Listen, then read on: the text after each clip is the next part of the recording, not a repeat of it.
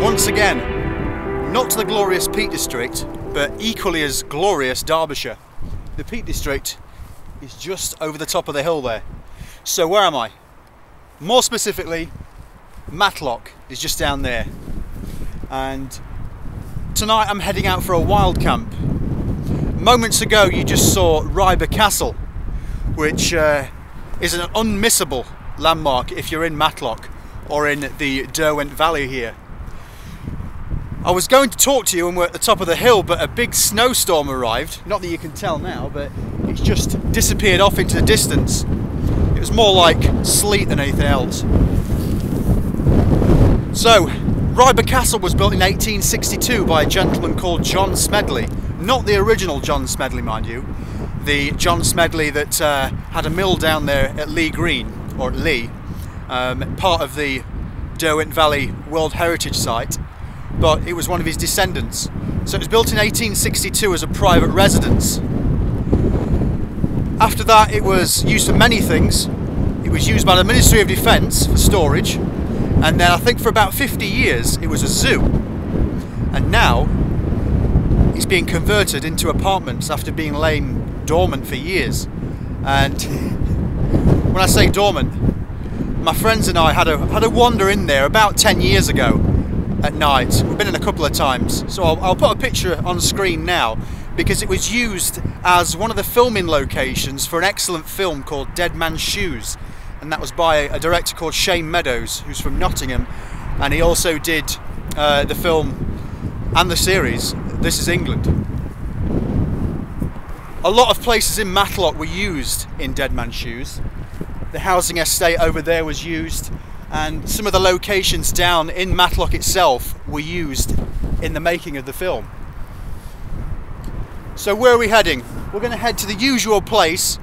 I've no doubt that you've probably worked it out by now. You can triangulate the routes that I'm taking.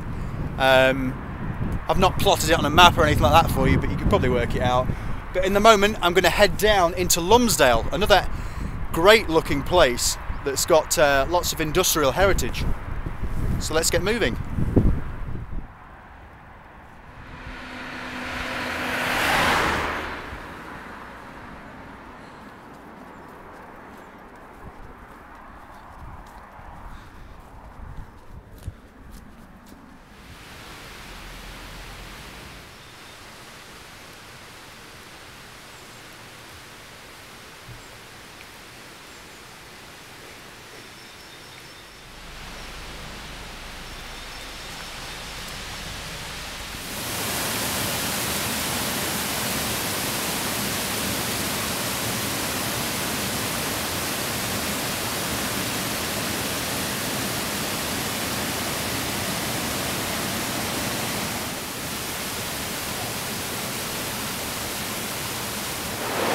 Welcome to Lumsdale.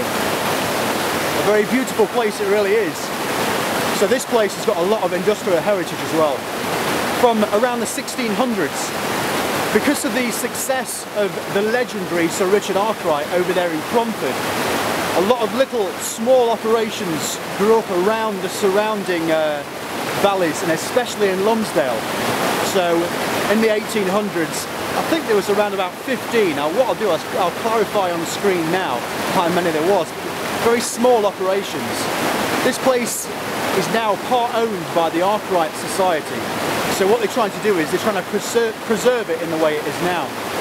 But it really is a beautiful place, and you can understand why they came down here to try and harness the power of the river. Quite a tranquil place, hidden. So what I'll do is I'll post a link now in the description, and also a grid reference on screen for you to go and park at the road down there and come and have a look at this place. Very beautiful. Let's continue on up the dale.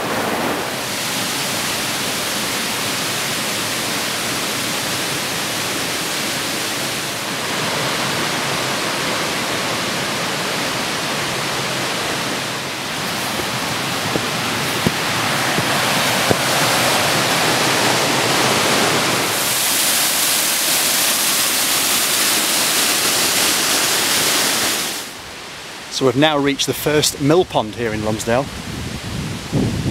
Looks like they've been doing a lot of work just recently on the banks of the pond itself.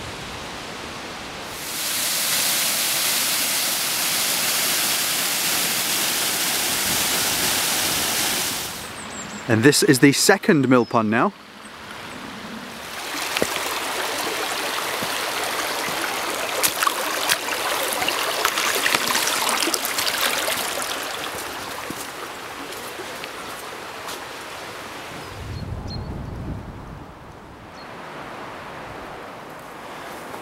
So I'm continuing the climb now out of the valley.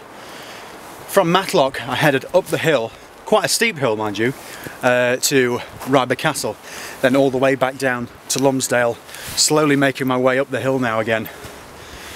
One thing I didn't mention, but if you've watched my previous videos you might be able to guess, I'm meeting my friends Ray and Jay at the location where we're going to be camping tonight. I thought I'd do a quick bit of video here because it's another glorious pine forest. What a beautiful day. Heads up.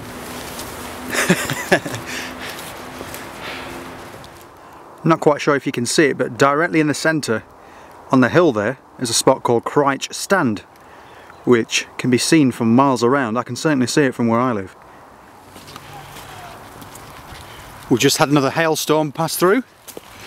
Only lasted around about 5 minutes, but we're slowly approaching the location of tonight's camp. I've not been in contact with Ray or Jay yet. Their phones are off, which could mean they are walking up from the opposite side and they have no signal.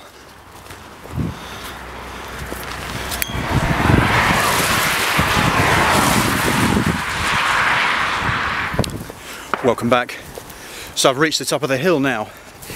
If you watched my previous video, I walked up past the old Gregory mine and I mentioned an old mine shaft at Old Engine Farm, and this is Old Engine Farm. What I'll do is I'll pause here and I will zoom into the old mine shaft for you. See that circle just there? That's the old mine shaft. Right in the distance there you can see where I've walked from, Ryber Castle. Looks like some snow settled overnight in the Peak District.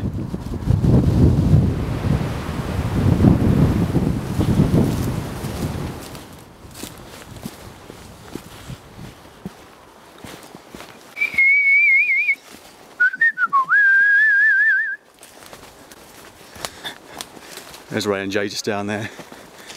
Here we are. How are we, gents? Alright, good. Good. How long have you been here?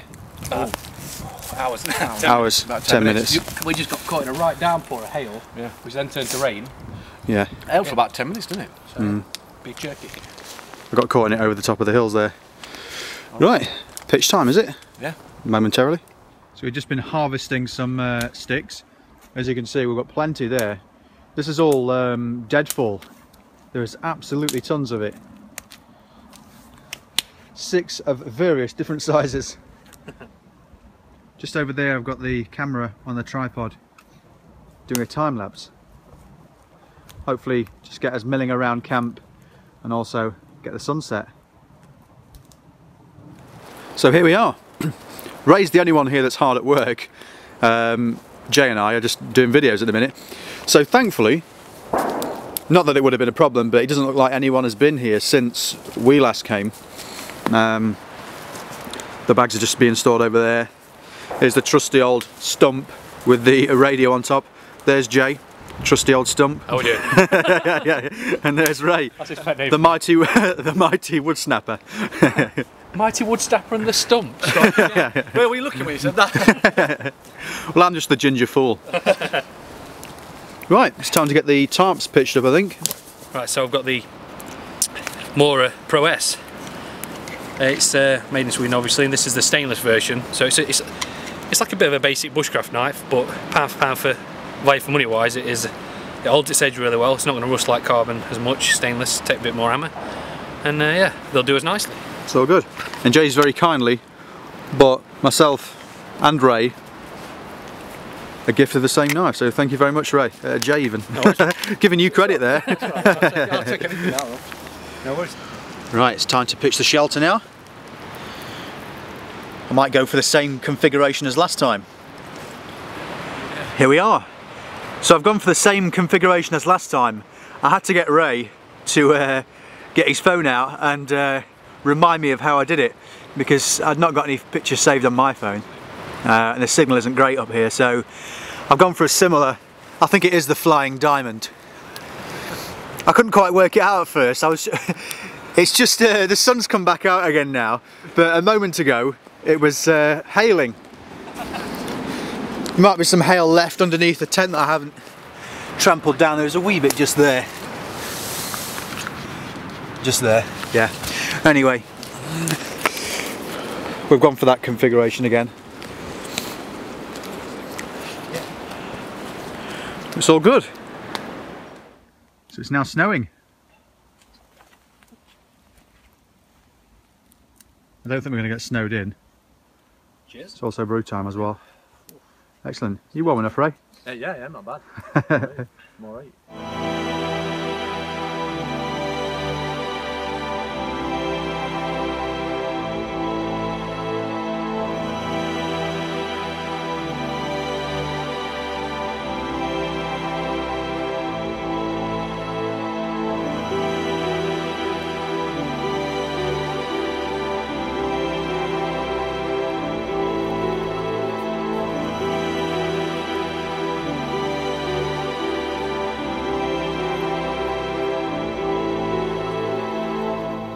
Okay, so it's brew time now. Got the fire going. Jay managed to find this little grill here, which we're going to use later on to cook some of the food. But it's snowing as well. Yeah.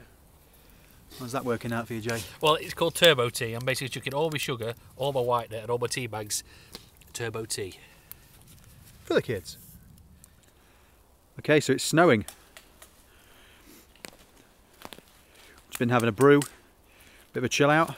And we've let the fire die down a little bit, which Ray's not happy about at all. If it carries on, he'll be getting this. That's what the marks are. That is the official basher stick. Jay's splitting a bit of wood there. It's settling quite nicely. On the tarp anyway. The Terra Nova Adventure 2.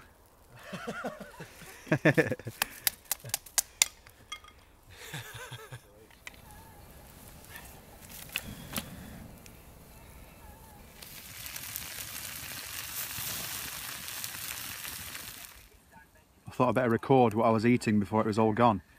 I've got some roast vegetables that I did last night with loads of cayenne pepper and chilli and stuff like that on it, so it's certainly warming the cockles. Ray and Jay munching some sausages. Nice, really good. So it's sweet potato time now. The fire is absolutely roaring, no thanks to me. I've been over there. You probably can't see it, well in fact you definitely can't see it. My camera is in the distance there, doing time-lapse shots of the pole star. There we are. 30-second exposures, 1 second apart, and it's going to be taking, I think I've set it to 200 using magic lantern once again.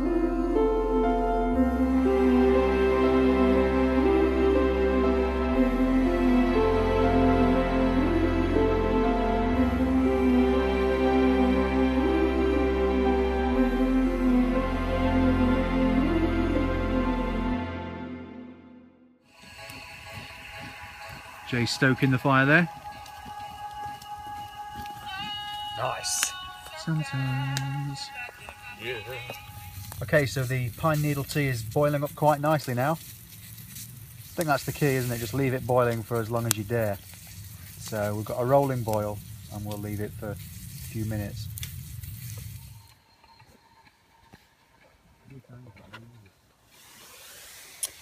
Right, welcome back for the final time this evening. So I'm going to hit the hay. Ray and Jay are still keeping the fire going, but I'm going to call it a night, I think. There's some frost on the inside of the tarp, and there's frost, snow, ice and all sorts of things on the outside. Okay, so I'll catch you in the morning. See you soon. Morning. Okay, it was a pretty cold night last night, I'm not going to lie at all. When I was zipped up in the sleeping bag with it all fastened up around my head, it was alright, but I got up to go to the toilet I think at about 2 o'clock, and it was very cold indeed, and it dropped colder as the night went on, I'm sure it did, and the breeze got up again. The wind was getting under the tarp ever so slightly, and it was coming right, funneling right into the bivvy bag. So we're woken up this morning by I think 2 people walking through the camp. They walked up this way and up through the forest there. But it's about 8 o'clock, so it's going to start getting active around here. It's the weekend, so yeah. Right, it's time to get packed up and get back down to the car. Okay, so everything's packed away now.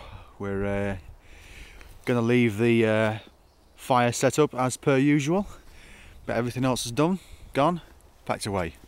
So let's get moving.